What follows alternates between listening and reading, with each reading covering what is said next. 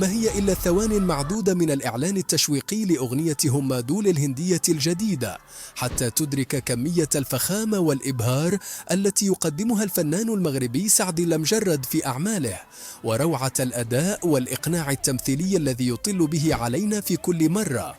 فبعدما قرر الهروب رفقة حبيبته من الأشرار في الجزء الأول، ها هو ذا يضطر للمواجهة ودخول غمار التحدي والمصارعة من أجل إنقاذ حبيبته على طريقة فيلم الجلادياتور الشهير، وبمهارات المبارزة بالسيف التي أتقن سعد أداء مشاهدها بامتياز، حيث أن الأغنية تعتبر تكملة وبمثابة الجزء الثاني من أغنية قول متى التي حققت نجاحا كبيرا وأرقاما مبهرة في جل مواقع التواصل ومنصات الاستماع المشهورة العام الماضي.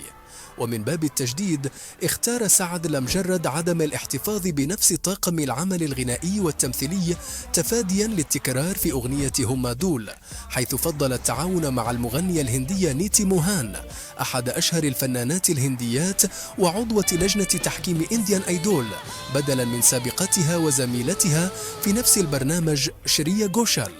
فيما شاركته بطولة الفيديو كليب الممثلة إلي أفرام بدلا من جينيفير وينغيت، وستكون من إنتاج شركة بلاي دي ام اف نفس الشركة المنتجة لأغنية قولي متى، فيما سيتم إطلاق الأغنية في 26 من نوفمبر.